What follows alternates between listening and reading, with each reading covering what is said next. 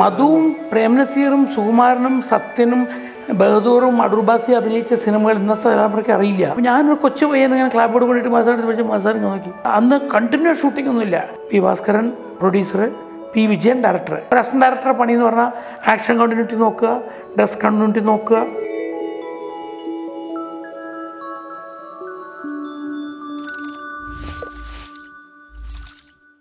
കഴിവുള്ള ഒരുപാട് പേർ ഇന്ന് സിനിമയിലേക്ക് കടന്നു വരുന്നുണ്ട്. ടെക്നോളജിയുടെ വളർച്ച അതിനൊരു പ്രധാന കാരണവുമാണ്. എന്നാൽ സാങ്കേതികമായി സിനിമ വളരുന്നതിന് മുമ്പ് ഒരു വർഷം 15ഉം 16ഉം സിനിമകൾ സംവിധാനം ചെയ്യുകയും വിജയിപ്പിക്കുകയും ചെയ്തിരുന്ന ഒരു സംവിധായകൻ നമുക്കിടയിലുണ്ട്, Shri P Chandrakumar. Sir, welcome to clap in studio. എന്തൊക്കെയാണ് സർ പുതിയ വിശേഷങ്ങൾ? ഞാൻ കഴിഞ്ഞ 9 മാസമായി കേരളത്തിൽ വന്നിട്ട് ദുബായിൽ ഒരു ബിസിനസ് ആവശ്യമായിട്ട് പോയി. അവിടുന്ന് നേരെ കോവിഡ് ആരംഭിച്ചപ്പോൾ നേരെ മദ്രാസിൽ പോയി. പിന്നെ 9 മാസമായി വീട്ടിൽ നിന്ന് പുറത്തേക്ക് വിട്ടിട്ടില്ലായിരുന്നു. ഇപ്പോഴാണ് പെർമിഷൻ കിട്ടിയത് പുറത്തു പോകാൻ. പിന്നെ ഒരു സിനിമ ചെയ്ത് വെച്ചിട്ടുണ്ട്, ഭയ. അത് ഈ കോവിഡൊക്കെ വന്നോട് കൂടിയിട്ട് അത് ചിത്രാഞ്ജലി സ്റ്റുഡിയോയിലിരിക്കുന്നു. ഇപ്പോൾ നമുക്ക് പി ചന്ദ്രകുമാർ എന്ന പേര് പറഞ്ഞാൽ സത്യം പറഞ്ഞാൽ ഏതൊരു മലയാളിക്ക് ആദ്യം വരുന്ന പേര് എന്ന് പറയുന്ന സിനിമ ആദിബാബമാണ്. പൊതുവേ ഒരു ഇപ്പോൾ യൂട്യൂബിലായാലും എടുത്തു കഴിഞ്ഞാൽ സാറിന് അറിയപ്പെടുന്നത് ആദിബാബം എന്ന രീതിയിലാണ്. അതല്ലാതെ അതിനു മുമ്പ് ഒരു 80ഓളം യു സർട്ടിഫിക്കറ്റിൽ സിനിമകൾ ചെയ്തിരുന്ന അന്നത്തെ സൂപ്പർ സ്റ്റാർസ് അല്ലെങ്കിൽ മുൻനിര താരങ്ങളെ വെച്ചിട്ട് ഹിറ്റുകൾ കൊടുത്തിരുന്ന ഒരാളാണ്. സത്യമാണ്. നിങ്ങൾ പറയുന്ന ഈ 88-ൽ ഇറങ്ങിയ ആദിബാബം തൊട്ടിട്ട് അന്നത്തെ തലമുറയാണ് ഇപ്പോൾ ഇവിടെ സിനിമയിലുള്ളത്. അതുകൊണ്ട് അവർ അതേ കണ്ടിട്ടുള്ളൂ. മധുവും പ്രേംനസീറും സുകുമാരനും സത്യനും ബഹദൂറും അടൂർബാസി അഭിനയിച്ച സിനിമകൾ ഇന്നത്തെ തലമുറയ്ക്ക് അറിയില്ല. അവരിപ്പോൾ ടി വിയിൽ ചാനൽ കൂടെ കാണുകൊണ്ട് മാത്രമല്ല, അതുകൊണ്ട് തന്നെ അറിയപ്പെടുന്നില്ല. സാർ, ആദ്യത്തെ സിനിമ 1977-ലാണ് സാർ ഇൻഡിപെൻഡൻ്റ് ആയിട്ടൊരു മൂവി ചെയ്യണം, മനസ്സൊരു മൈൽ. അതെ. അതെങ്ങനെ സംഭവിച്ചത്? ഏതാണ്ട് 14-15 വയസ്സാകുമ്പോൾ സിനിമയിൽ കയറി വന്നു. അസിസ്റ്റന്റ് ഡയറക്ടറായിട്ട് വരുന്നത്. അസിസ്റ്റന്റ് ഡയറക്ടർ എന്ന് വേണമെങ്കിൽ പറയാം. അതിന് എന്ത് പറയണമെന്ന് എനിക്കറിയില്ല. അന്നൊക്കെ സിനിമയിൽ ഒരാളെ ഉണ്ടാവുള്ളൂ ഈ അസിസ്റ്റന്റ് ഡയറക്ടറുടെ പോസ്റ്റിൽ. അങ്ങനെയുള്ള കാലഘട്ടത്തിൽ ഭാസ്കര മാഷെ പോലുള്ള ചില വലിയ ഡയറക്ടേഴ്സിനോട് 2 പേരൊക്കെ ഉണ്ടായിരുന്നു. അന്ന് അവിടെ എൻ്റെ ചേട്ടനുണ്ട്, അതിനുമുമ്പ് ഒരു ഡയറക്ടർ പി വിജയൻ പറഞ്ഞ ഡയറക്ടർ ഭാസ്കര മാഷയുടെ അസിസ്റ്റൻ്റ് ആയിരുന്നു. ഞാൻ വരുമ്പോൾ പി വിജയൻ ഇൻഡിപെൻഡൻറ്റ് ഡയറക്ടർ ആവുകയാണ്. അപ്പോഴാണ് ഞാൻ ഭാസ്കര മാഷ് കൂടെ വന്ന് ചേരുന്നത്. ഞാൻ എൻ്റെ ജീവിതത്തിൽ ആദ്യമായി കണ്ട ആക്ടർ എന്ന് പറഞ്ഞാൽ മധുവാണ്. കുട്ടിക്കാലത്ത് കൊല്ലംകോട് ഞങ്ങളൊരു നാടക ഒക്കെ നടത്തുന്ന കലാസമിതി ഉണ്ടായിരുന്നു. അതൊരു നാടകം നടത്തി, CL ജോസിൻ്റെ വിഷക്കാറ്റ് എന്ന് പറഞ്ഞിട്ട്. അപ്പോൾ അതിൻ്റെ ഉദ്ഘാടനത്തിന് മധുസാറും ശാരദ ചേച്ചിയാണ് വന്നത്. അപ്പോൾ ശാരദയും മധു അവിടെ ഏതോ ഒരു ഷൂട്ടിങ്ങിന് വന്നു. നമ്മുടെ ഉദ്ഘാടനം വരുമ്പോൾ ഭയങ്കര ആൾ കൂടി. അങ്ങനെ വന്നപ്പോൾ ഞാൻ മധുസാറിൻ്റെ അടുത്ത് നിന്നപ്പോൾ ഞാൻ കൊച്ചു പയ്യനാണെന്ന്, ആകെ 10 വയസ്സോ 12 വയസ്സുള്ളൂ. അപ്പോൾ ഞാൻ മധുസാറിനെ ഇങ്ങനെ തൊട്ട് നോക്കുകയൊക്കെ ചെയ്തിട്ടുണ്ട്. കാരണം അങ്ങനെ ഒരു ആക്ടറെ ആദ്യമേ കാണില്ലേ. അന്ന് കഴിഞ്ഞു. അതിനുശേഷം ഞാൻ ഈ വീണ്ടും ഭാസ്കർ മാഷ് കൂടെ വർക്ക് ചെയ്യാൻ വേണ്ടി പോയപ്പോൾ എനിക്ക് എൻ്റെ ചേട്ടൻ ക്ലാപ്പ് എന്താണെന്നും ക്ലാപ്പ് എങ്ങനെ അടിക്കണം, ക്ലാപ്പ് ബോർഡിൻ്റെ ഉദ്ദേശം എന്താണെന്നും അങ്ങനെ എല്ലാം പറഞ്ഞ് തറവാക്കിയിട്ടാണ് കൂട്ടിയത്. കാരണം ഞാൻ തോറ്റു പോകരുത് എന്നുള്ള നിർബന്ധമുണ്ട്. റെക്കമെൻഡ് ചെയ്ത് അവിടെ പോയിട്ട് അവൻ പോരാന്ന് പറഞ്ഞാൽ നമ്മളെ ലൈഫ് പോയി. അപ്പോൾ അങ്ങനെ പോയപ്പോൾ അവിടെ ഞാൻ ക്ലാപ്പ് ബോർഡുമായിട്ട് അന്ന് മുണ്ട് കൊടുക്കാൻ അറിയില്ല, ട്രൗസർ ഇടുന്ന പ്രായമേ ഉള്ളൂ. അപ്പോൾ അത് സിനിമയിൽ അന്ന് 40 വയസ്സിൽ താഴെ ആരുമില്ല, എല്ലാവരും എബോവ് 35-40 അപ്പോൾ ഒരു കുട്ടിക്കൊന്നും സിനിമയിൽ ചിന്തിക്കാൻ പറ്റില്ല. കാരണം ഒന്നാമത് ഇവിടുന്ന് പോയി മദ്രാസിൽ പിടിച്ചു നിൽക്കാൻ ആർക്കും സാധിക്കില്ല, അതിനുള്ള സാമ്പത്തിക ശേഷി ആർക്കും ഇല്ല. പിന്നെ മദ്രാസിൽ പോയി താമസിക്കുക, ഇന്നത്തെ പോലെ അസിസ്റ്റന്റ് ഡയറക്ടേഴ്സ് എല്ലാവരുടെയും വരേണ്ട ചാൻസ് ചോദിക്കേണ്ടത്, വീട്ടിൽ പോകേണ്ടത്. അന്ന് അതില്ല. അന്ന് വളരെ ലിമിറ്റഡ് ആൾക്കാരെ വെച്ച് വളരെ കോസ്റ്റ് കുറച്ച് രാത്രികളിൽ മാത്രം ഷൂട്ട് ചെയ്ത് എടുക്കുന്ന സിനിമ എടുക്കുന്ന കാലഘട്ടത്തിൽ ഞാൻ പോയപ്പോൾ ഞാൻ ആദ്യമായിട്ട് ഉമ്മച്ചൂൻ്റെ ഷൂട്ടിങ്ങിലാണ് ഭാസ്കര മാഷ് കൂടെ പോകുന്നത്. അപ്പോൾ ഞാൻ അവിടെ ആദ്യം കാണുന്ന നടൻ മധുസാർ തന്നെയാണ്.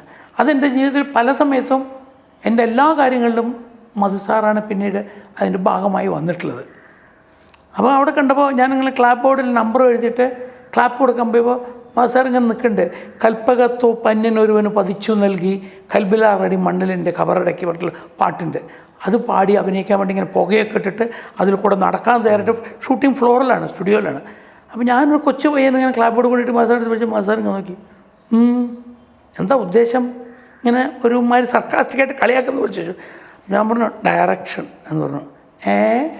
ഡയറക്ഷനോ എന്ന് ചോദിച്ചു. കാരണം അവർക്കതൊന്നും സങ്കല്പിക്കാൻ പറ്റില്ല. കാരണം സീനിയർ മോസ്റ്റ് ഡയറക്ടർ പി ഭാസ്കരനാണ് അവിടെ നിൽക്കുന്നത്. ഭാസ്കർ മാസ്റ്റർ അവിടെ ഇങ്ങനെ ഒരു പയ്യൻ വരുന്ന ആരും ചിന്തിച്ചിട്ടില്ല. ഞാൻ പറഞ്ഞു ആ ഡയറക്ഷൻ എന്ന് ഞാനും പറഞ്ഞു. അപ്പോഴേക്കും നമ്പർ കൊടുത്ത് ഞാൻ തിരിച്ചു ഒന്നും മിണ്ടിയില്ല, അങ്ങനെ നോക്കി.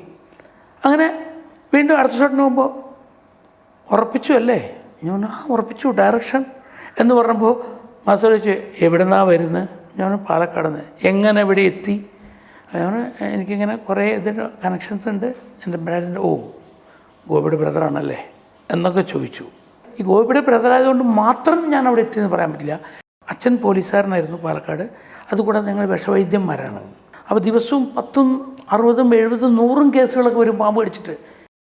അങ്ങനെ ഇരിക്കുന്ന സമയത്ത് ഒരു ദിവസം ഒരാൾ പാമ്പ് കടിച്ചു വന്നു. അന്ന് അച്ഛനില്ല, പറമ്പിക്കുളത്തായിരുന്നു. അപ്പോൾ അച്ഛനില്ല പറഞ്ഞപ്പോൾ അവർ നമുക്ക് വേറെ എവിടെയും പോവാം എന്നൊക്കെയാണ് പറഞ്ഞത്. കൂടെ വന്നവർ പറഞ്ഞു വേറെ എവിടെ പോയാലും ഇത്ര നല്ല ട്രീറ്റ്മെൻറ്റ് കിട്ടില്ല, ഇവിടെ മക്കളാണ് ചെയ്യുന്നതെങ്കിലും കറക്റ്റായിരിക്കും. അപ്പോൾ ഞാനാണ് അന്ന് നോക്കുന്നത് ചികിത്സിക്കാൻ. വീട്ടിൽ അന്നുള്ള കാരണവർ ഞാനാണ്. ഏതാണ്ട് 14 വയസ്സുണ്ട്. ഇപ്പോൾ രാത്രി 11 മണിയായി. ഇനി രാവിലെ വരെയല്ലേ വേണ്ടുള്ളൂ. അഡ്ജസ്റ്റ് ചെയ്തപ്പോൾ റിക്വസ്റ്റ് ചെയ്തിട്ട് അവർക്ക് വിശ്വാസമാണ് അച്ഛനെ, അതുകൊണ്ട് അവിടെ പിടിച്ച് കിടത്തി. അങ്ങനെ എഴുന്നേറ്റിരിക്കുമ്പോൾ പുള്ളി ഇങ്ങനെ ഞാൻ വന്നപ്പോൾ ചോദിച്ചു ഇന്നലെ എന്നെ ചികിത്സിച്ചത് താനാണോ? ഞാൻ ആരാ അറിയോ? ഞാൻ വാസു മേനോൻ, വാസു സ്റ്റുഡിയോൻ്റെ ഉടമസ്ഥനാണ്, വാസു ഫിലിംസ്. അദ്ദേഹം അപ്പോൾ എനിക്ക് അറിയില്ല വാസുവിനെ. അപ്പോൾ പുള്ളി പറഞ്ഞു ഞാനാണ് കുടുംബിനി, തറവാട്ടമ്മ എന്ന് പറഞ്ഞിട്ട് പി ഭാസ്കരൻ വെച്ച് കുറേ സിനിമ എടുത്തിട്ടുണ്ട്. കാട്ടുകുരങ്ങ്, അതൊക്കെ പരീക്ഷ, അതൊക്കെ അവരുടെ സിനിമകളാണ്. അപ്പോൾ എനിക്ക് കിട്ടിയ ചാൻസ് അല്ലേ. ഞാൻ വരുമ്പോൾ പറഞ്ഞു. അങ്ങനെ അദ്ദേഹം ട്രീറ്റ്മെൻറ്റ് കഴിഞ്ഞ് പോയി. അച്ഛൻ വരുന്നതിന് മുമ്പ് തന്നെ പുള്ളി പോയി, നന്നായി അസുഖം മാറിപ്പോയി. ഇതെൻ്റെ മനസ്സിലുണ്ടായിരുന്നു.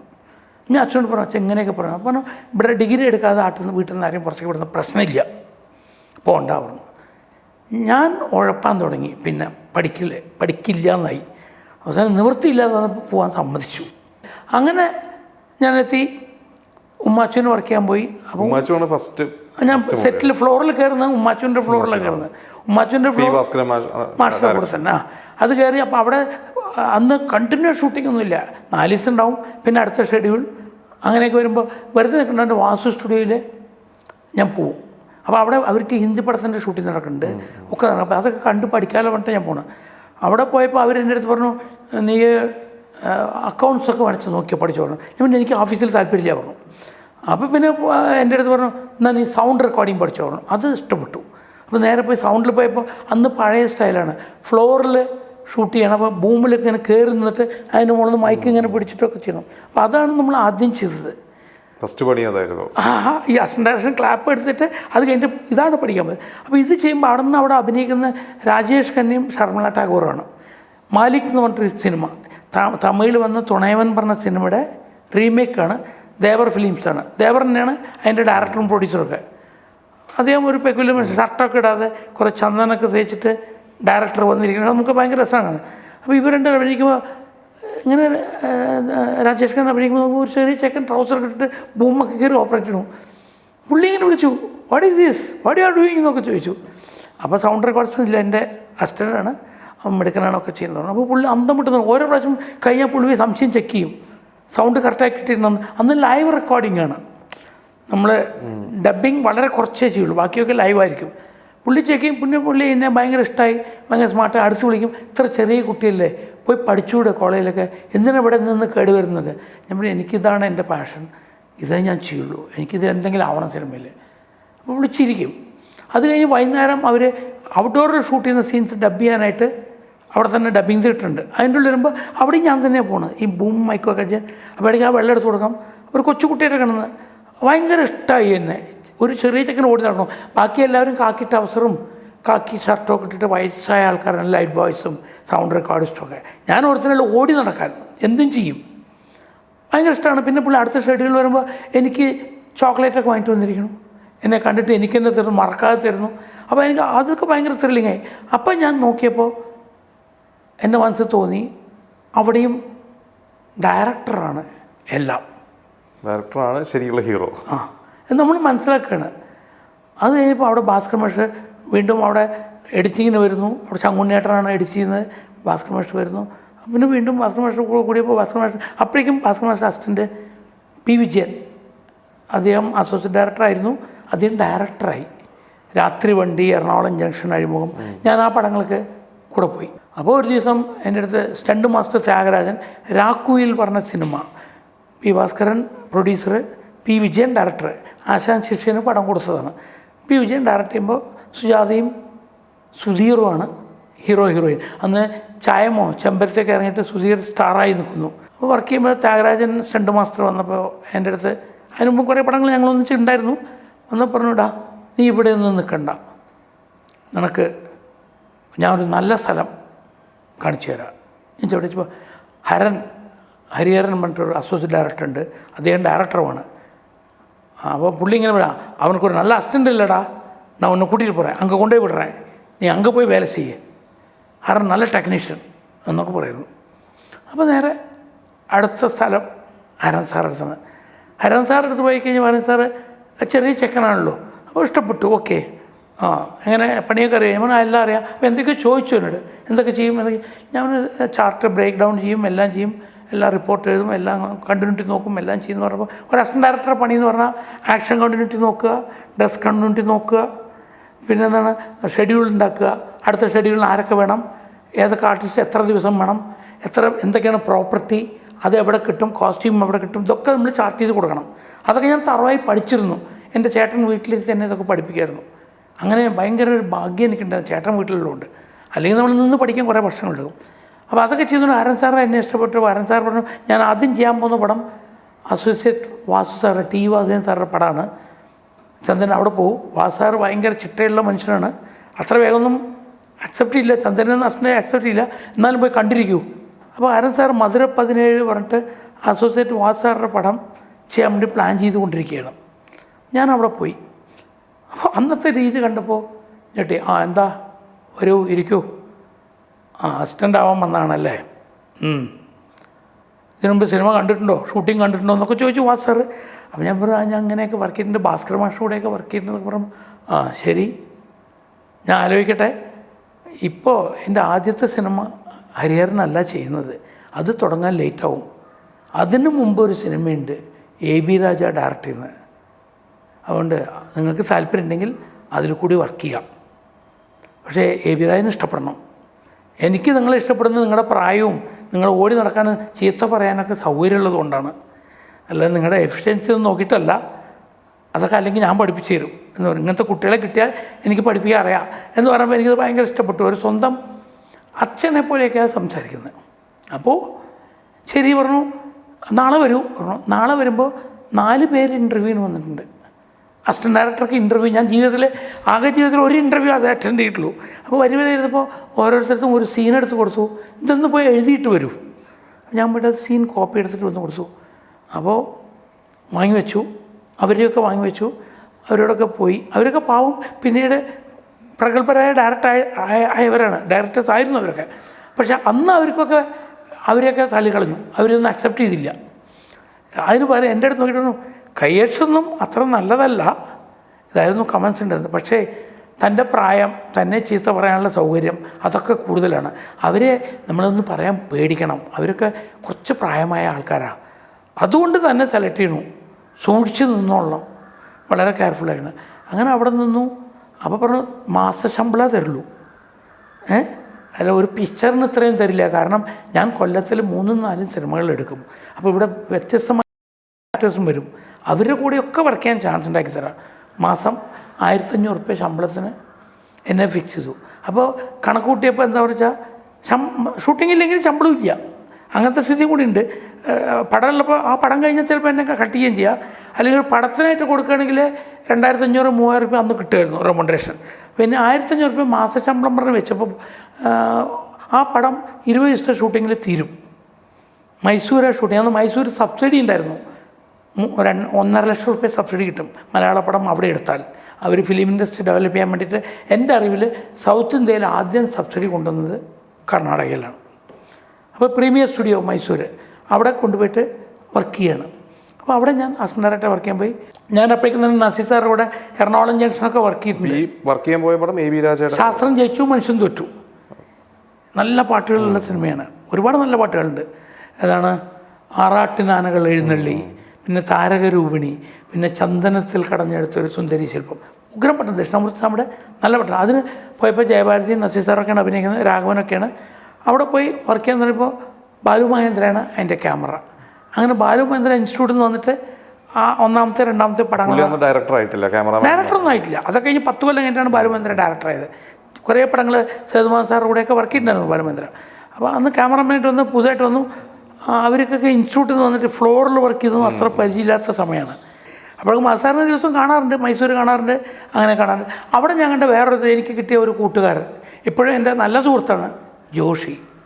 ഞാൻ അവിടെ നിന്നാണ് കാണുന്നത് ജോഷിയെ.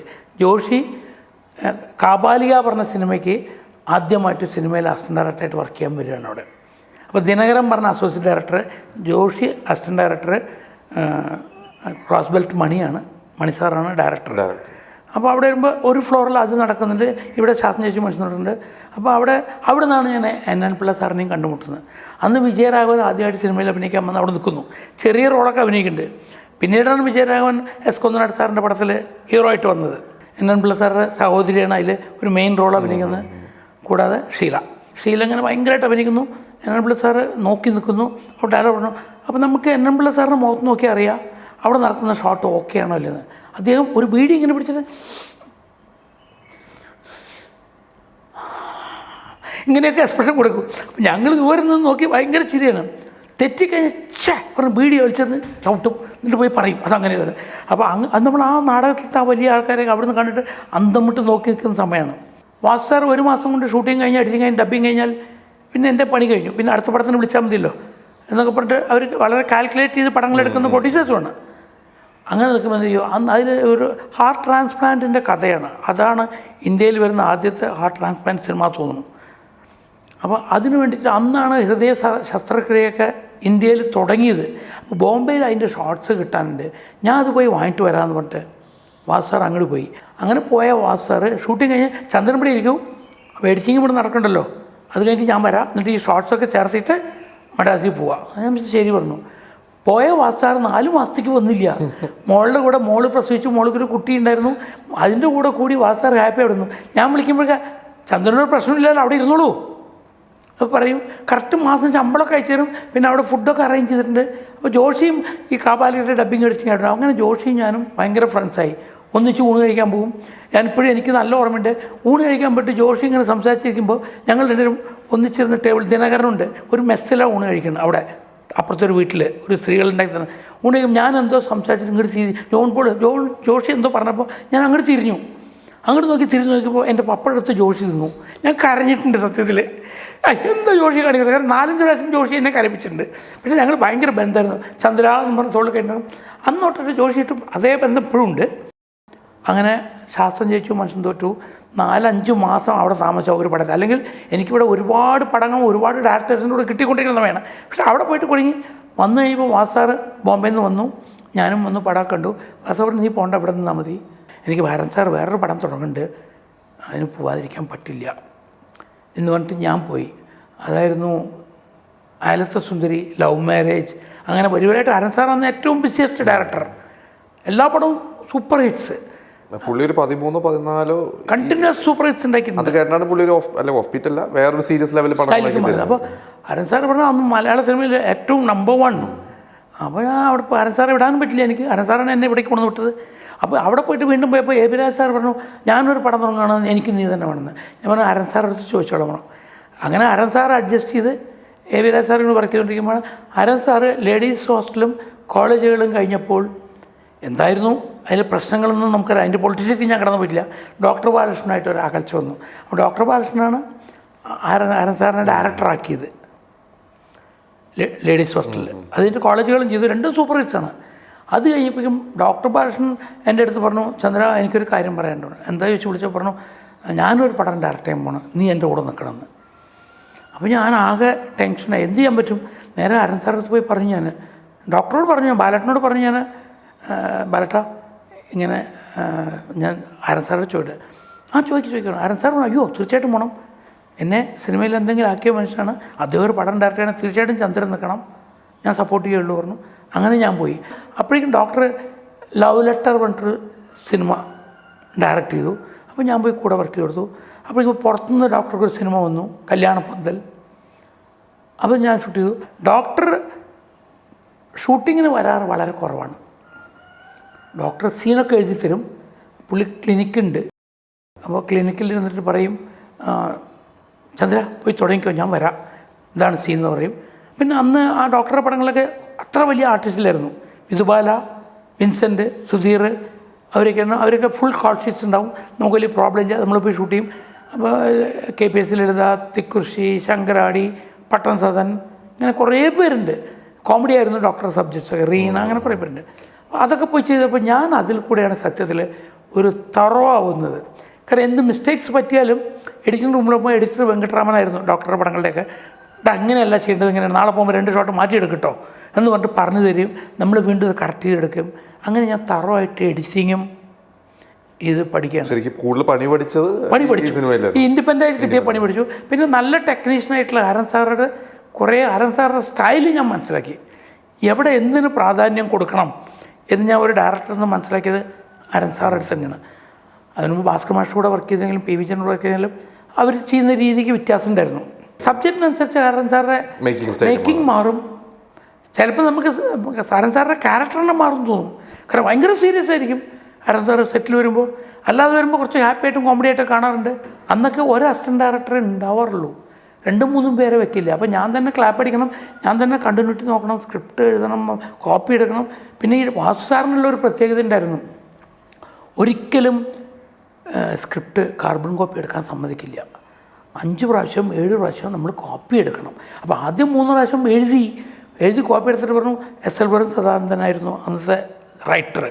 നമുക്ക് ഷൂട്ടിങ്ങിന് പോകുന്നതിന് മുമ്പ് ഒന്നുകൂടി സദാനന്ദൻ വന്നിട്ട് വായിച്ച് കേൾക്കണം എന്നൊക്കെ പറഞ്ഞു. അങ്ങനെ സദാനന്ദൻ സാർ വന്നു, വായിച്ച് കേട്ടു. അപ്പോൾ വാസു സാറിന് എങ്ങനെ കറക്റ്റായിട്ട് വാച്ച് ഇങ്ങനെ പിടിച്ചിട്ട് പ്രസ് ചെയ്തിട്ട് വായിക്കാൻ പറയും. അപ്പോൾ ഇത്ര മിനിറ്റ് ഉണ്ടെങ്കിൽ ഷൂട്ട് ചെയ്ത് വരുമ്പോൾ ഇത്ര ലെങ്ത് ഉണ്ടാവും. അങ്ങനെ അത്ര കാൽക്കുലേഷനാണ് അവർക്കൊക്കെ. ഒരു സീൻ മാത്രം വായിച്ചിട്ട് പറയാം, അത് 3 മിനിറ്റേ കിട്ടുള്ളൂ കേട്ടോ എന്ന് പറയുന്ന ആളാണ്. അപ്പോൾ വായിച്ചിട്ട് ഇതിപ്പോൾ 2 മണിക്കൂറായിട്ടുള്ളൂ, ഇനിയും ഒരു 15 മിനിറ്റ് വേണം. അന്നൊക്കെ 2.5 മണിക്കൂർ സിനിമയാണ്. അപ്പോൾ കുറച്ചുകൂടി സീൻ ഉണ്ടാക്കണം പറഞ്ഞ് എഴുതി കൊടുത്തു. അപ്പോൾ സദാനന്ദൻ സാർ അവിടെ ഇരുന്നിട്ട് 2 ദിവസം അവിടെ താമസിച്ചിട്ട് മദ്രാസിൽ വന്നതാണ്. അവരൊന്നും സ്ഥിരതാമസമില്ല അവിടെ വന്ന് ഇരുന്ന് എഴുതി തന്നപ്പോൾ എൻ്റെ അടുത്ത് കൊണ്ട് തന്നിട്ട് ഞാൻ പറഞ്ഞത് കോപ്പി എടുത്തിട്ട്, അങ്ങനെ കോപ്പി എടുക്കണ്ട, ആദ്യം തൊട്ട് കോപ്പി എടുത്തോളൂ. അതാണ് അന്നത്തെ രീതി. അപ്പോൾ ഒരു സ്ക്രിപ്റ്റ് നമ്മൾ മിനിമം 10 പ്രാവശ്യമെങ്കിലും കോപ്പി എടുക്കും. അതുകൊണ്ട് ഫുള്ളായിട്ട് നമ്മുടെ മനസ്സിൽ തറവായിരിക്കും. അതാണ് ഉദ്ദേശം. അല്ലാതെ നമ്മളെ പനിഷിക്കുന്നതല്ല സത്യത്തിൽ. കാരണം അസിസ്റ്റൻ്റ് ഡയറക്ടർ തറവായിരിക്കാൻ വേണ്ടി ചെയ്യുന്നതാണ്. ഇന്ന് നമുക്കത് മനസ്സില്ലാത്തതുകൊണ്ട് ഇന്നിപ്പോൾ എന്ത് പറഞ്ഞാലും എടുത്ത് നോക്കണമെന്ന് പറയും. അന്ന് വാസു സാറ് രാത്രി 12:30-1 മണിക്ക് ഞാനും ബാലുമഹേന്ദ്രൻ ഒരു റൂമിലാണ് താമസിക്കുന്നത്. രാത്രി 12:30 മണിക്ക് വന്ന് വിളിക്കുന്നു, തട്ടി വിളിക്കുമ്പോൾ അത് പറയുമ്പോൾ, ചന്ദ്ര സീൻ നമ്പർ 65 എന്താ ഉറയും കിടക്കുന്നത്. ഞാൻ എഴുന്നിട്ട് സാർ അത് ഹോസ്പിറ്റലിൽ ആ ഡോക്ടർ വന്ന് പരിശോധിക്കുന്ന സീനാണ്. ആണല്ലോ അല്ലേ, കറക്റ്റാണോ? ഞാൻ പറഞ്ഞു അതെ. ശരി. ഉടനെ പുള്ളി ഡയറി എടുത്ത് മറിച്ച് നോക്കും. ശരിയാണ്. അപ്പോൾ അത് വേണമെങ്കിൽ വാസു സാറിന് നോക്കാം. വാസു സാർ ഡബിൾ കൺഫേം ചെയ്യും ഞാൻ തറവാണോ എന്ന്. വാസു സാർ തീരുമാനിച്ചിട്ടുണ്ട് ഒരു നോട്ട്ബുക്കിൽ ആരെന്ത് ഡ്രസ്സ് ഇടണമെന്ന്. അതിൻ്റെ രീതി എന്താണെന്ന് വെച്ചാൽ വാസു സാർ പറയും, ഇതിൽ ആ ചുവന്ന ഡ്രസ്സ് ഉണ്ട്, അത് നസീർ സാറിന് കൊടുക്കണ്ട, അത് രാഘവന് കൊടുത്താൽ മതി, അത് കഴിഞ്ഞ സിനിമയിൽ നസീർ ഇട്ടതാണ്. അത്രയ്ക്കും ഈ പടങ്ങൾ ബ്ലാക്ക് ആൻഡ് വൈറ്റ് ആണ്. നമ്മൾ ഇന്ന് നോക്കുമ്പോൾ ബ്ലാക്ക് ആൻഡ് വൈറ്റിൽ എന്താ കളർ തിരിച്ചറിയാതെ തോന്നും. പക്ഷെ അവർ അവിടെ പോലും പെർഫെക്ഷൻ നോക്കിയിരുന്നു. ബ്ലാക്ക് ആൻഡ് വൈറ്റിലും കളർ തിരിച്ചറിയും. ടോൺ വ്യത്യാസം ഉണ്ടാവും. ഗ്രേ ടോൺ ആവും, ഒരു ഡാർക്ക് ബ്ലാക്ക് ആവും, ഡാർക്ക് ഗ്രേ ആവും, ലൈറ്റ് ഗ്രേ ആവും. അപ്പോൾ അതിന് വരെ അന്ന് വിലയിരുത്തിയിരുന്നു. അതാണ് നമ്മൾ പഠിക്കേണ്ടത്. എനിക്ക് ഫോട്ടോഗ്രാഫിയിൽ താല്പര്യം വരാൻ കാരണം ബാലുമഹേന്ദ്രയാണ്. കാരണം ബാലുമഹേന്ദ്രൻ വെറുതെ റൂമിലൂടെ ഇത് കണ്ടുവിടാ, ഇങ്ങനെയാണ് സിനിമ, ഇങ്ങനെയാണ് എടുക്കേണ്ടത്, ഇങ്ങനെയാണ് പഠിക്കുന്നത്, ബ്ലാക്ക് ആൻഡ് വൈറ്റിൽ ഇങ്ങനെ എക്സ്പോഷർ വേണം, ഇങ്ങനെ വേണം. വെറുതെ ഒരു കാര്യം, ഞാൻ അസിസ്റ്റൻ്റ് ഡയറക്ടറാണെങ്കിലും എനിക്കിതൊക്കെ പറഞ്ഞു തരും. അപ്പോൾ ഞങ്ങൾ അവിടെ ഉള്ളപ്പോൾ പുള്ളിക്ക് ഒരു കമ്പനി ഇല്ല. അപ്പോൾ എന്നെ പയ്യ എന്ന് വിളിക്കും. ചെറിയ കുട്ടിയാണല്ലോ, വിളിച്ചിട്ട് എന്നെയും കൊണ്ടാണ് എല്ലാ സിനിമകളൊക്കെ കാണാൻ കൂട്ടിയിട്ട് പോകുന്നത്. അങ്ങനെ എന്നെ പുള്ളിക്ക് വളരെ ഇഷ്ടപ്പെട്ടിട്ട് ഞാൻ എങ്ങനെയെങ്കിലും ഇതൊക്കെ പഠിക്കണമെന്ന് പുള്ളിക്ക് ആഗ്രഹമായി. അന്നൊക്കെ ബ്ലാക്ക് ആൻഡ് വൈറ്റ് ഫിലിം ആകുമ്പോൾ നമ്മൾ രാവിലെ വന്ന് ഷൂട്ടിങ് തുടങ്ങുമ്പോൾ ഒരു റോള് ലോഡ് ചെയ്ത് കഴിഞ്ഞാൽ അതിനൊരു ടെസ്റ്റ് എടുക്കണം, അല്ലാതെ നമുക്ക് ഷൂട്ട് ചെയ്യാൻ പറ്റില്ല. അപ്പോൾ ആ ടെസ്റ്റ് ഒരു ടെസ്റ്റ് എടുക്കുമ്പോൾ നമ്മൾ കറക്റ്റാಗಿ നന്നായി ക്ലോസപ്പ് ലൈറ്റപ്പ് ചെയ്തിട്ട് ഒരു നല്ല സ്കിൻ ടോൺ ഉള്ള ഒരാളെ കൊണ്ടുവന്നിരുത്തും. അവിടെയുള്ള ഹീറോ ആരാച്ച് വിളിക്കും, ആരാ റെഡി ആയിട്ടില്ല വിളിക്കാൻ പറയും. മേക്കപ്പ് കറക്റ്റാണോ നോക്കിയിട്ട് ഇരുത്തിയിട്ട് ഒരു 10 അടി ഓടിച്ചിട്ട് ഷോട്ട് എടുക്കും വെറുതെ ടെസ്റ്റ് ചെയ്യാൻ വേണ്ടിയിട്ട്. എന്നിട്ട് അത് ലാബിലേക്ക് അയക്കും. അപ്പോൾ ലാബിൽ പോകുമ്പോൾ ആദ്യം ടെസ്റ്റ് കട്ട് ചെയ്തിട്ട് ഡെവലപ്പ് ചെയ്തിട്ട് അതിൻ്റെ ടെമ്പറേച്ചറും ടോണും നോക്കിയിട്ടാണ് ബാക്കി അവർ ഡെവലപ്പ് ചെയ്യുള്ളൂ. സാർ 13-14 പേരുടെ കൂടെ വർക്ക് ചെയ്തു. അത്ത സമയത്ത് എനിക്ക് ഞാൻ പറഞ്ഞില്ല, എൻ്റെ ഭാഗ്യം എന്ന് പറയാം ഭാസ്കർ മാഷ് അസിസ്റ്റൻ്റായിരുന്നു പി വിജയൻ. അപ്പോഴേക്കും ഞാൻ ഡയറക്റ്റ് ചെയ്ത അതേ കൊല്ലം തന്നെയാണ് എൻ്റെ ഏട്ടനും ഡയറക്ടറായത്. അപ്പോൾ എൻ്റെ ഏട്ടൻ്റെ പടം അത് കഴിഞ്ഞ് വന്നപ്പോഴേക്കും നമ്മൾ പറഞ്ഞ പോലെ പി ജി വിശ്വംഭരൻ അല്ല ഹരിഹരൻ സാറ് കഴിയുമ്പോഴേക്കും ഡോക്ടർ ഭാഷൻ്റെ കമ്പനിയിൽ JC ഒരു പടം ഡയറക്റ്റ് ചെയ്തു, സിന്ദൂരം എന്ന് പറഞ്ഞിട്ട്. ആദ്യം ചന്ദനച്ചോല, സിന്ദൂരം 2 പടം ചെയ്തു. അപ്പോൾ അത് കഴിയുമ്പോഴേക്കും ബാലേട്ടൻ ഡയറക്റ്റ് ചെയ്തപ്പോൾ ബാലേട്ടൻ ഡയറക്റ്റ് ചെയ്ത പടങ്ങൾ. അത് കഴിഞ്ഞ് വരുമ്പോഴേക്കും PG വിശ്വംഭരൻ ഡയറക്റ്റ് ചെയ്ത പടങ്ങൾ. PG വിശ്വംഭരൻ കഴിയുമ്പോഴേക്കും പൂന ഇൻസ്റ്റിറ്റ്യൂട്ടിൽ നിന്ന് നമ്മുടെ ഇപ്പോൾ അടുത്ത കാലത്ത് മരിച്ച ഗോവിന്ദൻ ഒരു കാർട്ടൂണിസ്റ്റ് രവീന്ദ്രൻ ഉണ്ടായിരുന്നു, വളരെ ഫേമസ് ആയിട്ടുള്ള കാർട്ടൂണിസ്റ്റ് ആയിരുന്നു ഇന്ത്യയിൽ. അദ്ദേഹം ഒരു പടം ഡയറക്റ്റ് ചെയ്തു. അതിന് പോയി അസിസ്റ്റൻ്റായിട്ട് വർക്ക് ചെയ്തു. പിന്നെ ഗോവിന്ദേട്ടൻ്റെ കൂടെ വർക്ക് ചെയ്തു. ഗോവിന്ദേട്ടനും അതിൻ്റെ കൂടെ വന്നാണ്. ഗോവിന്ദേട്ടൻ ഈ ലവ് ലെറ്റർ സിനിമ ചെയ്യുമ്പോൾ അതിന് ഇൻസ്റ്റിറ്റ്യൂട്ടിൽ നിന്ന് വന്നിട്ട് മധു അമ്പാട്ട് അതിൻ്റെ ക്യാമറാമാൻ ആവുകയും ഗോവിന്ദേട്ടൻ അതിൻ്റെ അസോസിയേറ്റ് ഡയറക്ടറായിട്ടും വന്നു. അവർ രണ്ടുപേരും ഗോൾഡ് മെഡലിസ്റ്റാണ് പൂനെയിൽ നിന്ന് വന്നിട്ട് ഒരു എക്സ്പീരിയൻസിന് വേണ്ടി ഇവിടെ വന്നപ്പോൾ മധു അമ്പാട്ട് ഇൻഡിപെൻഡൻറ്റ് ക്യാമറാമാനെ, ഗോവിന്ദേട്ടൻ കോ ഡയറക്ടർ. അപ്പോൾ ഗോവിന്ദേട്ടൻ പിന്നെ എല്ലാ വർക്കുണ്ടെങ്കിലും നമ്മളെ വിളിക്കുള്ളൂ, ഒരു കുടുംബം പോലെയായി ഞങ്ങൾ. അങ്ങനെ വർക്ക് ചെയ്ത് കഴിഞ്ഞപ്പോഴാണ് പിന്നെ ഡോക്ടർ പറഞ്ഞു അടുത്ത പടം നീ ഡയറക്റ്റ് ചെയ്തു എന്ന്. അപ്പോൾ ഞാൻ ഈ 13 ഡയറക്ടർ അടൂർബാസി ഡയറക്റ്റ് ചെയ്തു. അടൂർബാസിയുടെ പടങ്ങൾക്ക് വർക്ക് ചെയ്തു. മധുസാറിൻ്റെ അവസാനം വർക്ക് ചെയ്തു. മധുസാറിവിടെ പടങ്ങൾ അഭിനയിക്കുമ്പോൾ ഒരുപാട് പടങ്ങൾ ഞാൻ അസിസ്റ്റൻ്റ് ഡയറക്ടറായിട്ടുണ്ട്. മധുസാർ ഡയറക്റ്റ് ചെയ്ത പടങ്ങളൊന്നും ഞാൻ അസിസ്റ്റൻ്റ് ഡയറക്ടറായിരുന്നു. ഞാൻ ഡയറക്റ്റ് ചെയ്തപ്പോൾ എൻ്റെ ആദ്യത്തെ പടത്തിൽ മനസ്സൊരുമയിൽ, അത് 1977 അപ്പോൾ 70 വന്നു. 77 ആകുമ്പോഴേക്കും ഞാൻ അപ്പോൾ ഓൾമോസ്റ്റ് ഒരു 80ഓളം സിനിമകളുടെ അസിസ്റ്റന്റ് ഡയറക്ടറായിട്ട് ഞാൻ ഒരു 86 സിനിമയും മറ്റും വർക്ക് ചെയ്തിട്ടുണ്ട്. അതൊക്കെ ഭയങ്കര ഭാഗ്യമാണ്. കാരണം ഇന്ന് കൂടി പോയി 5 പടം അന്ന് ഓരോ കൊല്ലവും. അത് മാത്രമല്ല എല്ലാവരും ഞാൻ കുട്ടിയായതുകൊണ്ട് ഇങ്ങനെയുണ്ടും എന്നെ വിട്ടിട്ടില്ലായിരുന്നു. ചന്ദ്രൻ സാറിൽ അഡ്ജസ്റ്റ് ചെയ്യുള്ളൂ, എപ്പോഴാണ് ഫ്രീ ഉള്ളപ്പോൾ വന്നാൽ മതി, പക്ഷെ ഇവിടെ ഉണ്ടാവണം. കാരണം ഞാൻ ഇരുന്ന് ബ്രേക്ക് ഡൗൺ ചെയ്ത് കൊടുക്കും, ചാർട്ട് ചെയ്ത് കൊടുക്കും. എന്നും രാത്രി ഇരുന്ന് പിറ്റേ ദിവസങ്ങളിലെ 4 ഷൂട്ടിംഗ് ഉണ്ടാവും. ഒന്ന് ഹരൻ സാറുടെ, ഒന്ന് എ ബി രാജ് സാറിൻ്റെ. അപ്പോൾ അതിനുള്ള ചാർട്ടൊക്കെ ഉണ്ടാക്കി എഴുതി 3 കോപ്പി എടുത്ത് പ്രൊഡക്ഷൻ മാനേജർക്ക് ഒരു കോപ്പി, ഡയറക്ടർക്ക് ഒരു കോപ്പി, അവിടെ വർക്ക് ചെയ്യുന്ന എൻ്റെ കൂടെ ഇനിയൊരു അസിസ്റ്റൻ്റിന് ഒരു കോപ്പി. അപ്പോഴേക്കും അസിസ്റ്റൻ്റ് ഡയറക്ടറുടെ എണ്ണം കൂടി 2 തുടങ്ങിയിരുന്നു. കാലം കുറച്ചുകൂടി ഡെവലപ്പായിട്ടുണ്ടായിരുന്നു. അന്ന് ഡോക്ടർ ഭാഷൻ്റെ കമ്പനിയിൽ മാത്രമായിരുന്നു ഞാനും എൻ്റെ കൂടെ സത്യനൊക്കെ ഉണ്ടായിരുന്നു. ഹരൻ സാറൊക്കെ വർക്ക് ചെയ്യുമ്പോൾ ബാക്കി എല്ലാ കമ്പനിയിലും പ്രൊഡ്യൂസേഴ്സ് വളരെ സ്ട്രിക്റ്റായിട്ട് ഒരേ ആളുകൾ. അന്ന് അത്രേ കോസ്റ്റ് ഓഫ് പ്രൊഡക്ഷൻ അവർക്ക് അഫോർഡ് ചെയ്യാൻ പറ്റുള്ളൂ. അതിൽ നിന്ന് മാറി പിന്നെ കുറച്ച് ഡെവലപ്പായി 2 അസിസ്റ്റൻ്റ് ഡയറക്ടറായി, പിന്നെ 3 പേരെയായി. പിന്നെ അപ്പോഴാണ് ഈ പേരുകൾക്ക് വ്യത്യാസം വന്നു തുടങ്ങിയത്. സഹസംവിധാനവും സംവിധാന സഹായികളും ഇതൊക്കെ ഒന്ന് തന്നെയാണെന്നാണ് ഞാനിപ്പോഴും വെച്ചത്. കാരണം ചീഫ് അസോസിയേറ്റ് ഇപ്പോൾ കുറേ ആയിട്ടുണ്ട് വകഭേദങ്ങൾ. കാരണം എണ്ണങ്ങൾ കൂടുമ്പോൾ അവർക്കൊക്കെ ഒരു സ്ഥാനം വേണ്ടേ, അതിനോട് കൂട്ടി പക്ഷേ എല്ലാം ഒരു ജോലിയാണ്. അതൊക്കെ കൂടി ഉള്ളപ്പോഴാണ് ബാലേട്ടൻ എന്നോട് പറയുന്നത് നമുക്ക് അടുത്ത സിനിമ ചന്ദ്രൻ ഡയറക്റ്റ് ചെയ്താൽ മതിയെന്ന്. അപ്പോൾ എനിക്ക് പറഞ്ഞാൽ തീരാത്ത സന്തോഷമായി. അപ്പോൾ ഞാൻ വീട്ടിൽ പോയി ഏട്ടനോട് പറഞ്ഞു. അപ്പോൾ ഏട്ടനും ആദ്യമായി ഡയറക്റ്റ് ചെയ്യാൻ പോണ സമയം, അപ്പോഴാണ് ഞാനും ഡയറക്ടറാവുന്നത്. അപ്പോൾ ഏട്ടനോട് പറഞ്ഞു, നീ അത്രയ്ക്കൊന്നും ആയിട്ടില്ല, നീ ഇപ്പോൾ ഡയറക്ടറൊന്നും ആവണ്ട പറഞ്ഞു. ഇത്ര 80 പടങ്ങൾ വർക്ക് ചെയ്ത് കഴിഞ്ഞിട്ട് അതെ അത്രയൊന്നും ആയിട്ടില്ല, നടക്കാനുള്ള മെച്യൂരിറ്റി ഒന്നും ഇല്ല എന്ന് പറഞ്ഞു. അന്ന് 19 വയസ്സല്ലേ ഉള്ളൂ. അത്രയേ ഉള്ളൂ. അപ്പോൾ പറഞ്ഞവനല്ല എനിക്ക് സാധിക്കും, ബാലറ്റിന് ഇത്രയും വർക്കുകളൊക്കെ ചെയ്യുമ്പോൾ എന്നെ ഒറ്റയ്ക്ക് വിട്ടിട്ട് കുറേ വർക്ക് ചെയ്തിട്ടുണ്ട്, നിനക്ക് എഡിറ്റിങ് അറിയോ അതറിയോ എല്ലാം അറിയുമെന്നൊക്കെ പറഞ്ഞ് ഏട്ടനോട് പറഞ്ഞ് ഏട്ടൻ്റെ അടുത്താണ് ആദ്യം റിസൾട്ട് വാങ്ങിക്കേണ്ടത്. അങ്ങനെ മനസ്സൊരുമയിൽ സബ്ജക്റ്റ് പറഞ്ഞു, ഇഷ്ടപ്പെട്ടു. അത് കഴിഞ്ഞിട്ട് അത് ചെയ്യാൻ തീരുമാനിച്ചു. ഞാൻ ഉടനെ ഹരൻ സാറിനെ പോയി കണ്ടു പറഞ്ഞു. എൻ്റെ 13 ഗുരുക്കന്മാരോടും പോയി പറഞ്ഞു ഞാൻ തുടങ്ങുന്നുണ്ട്, എല്ലാവരും വരണം വിളക്കുന്നു. അങ്ങനെ എല്ലാവരും വന്നു. വളരെ കാര്യമായി തന്നെയായിരുന്നു ഷൂട്ടിങ് തുടങ്ങിയത്. തിക്കു സാറാണ് സ്വിച്ച് ഓൺ ചെയ്ത് ക്ലാപ്പ് അടിച്ചത്. ആദ്യമായിട്ട് ക്യാമറ വെച്ചത് KPS ലളിത ചിത്രമുഖത്തായിരുന്നു.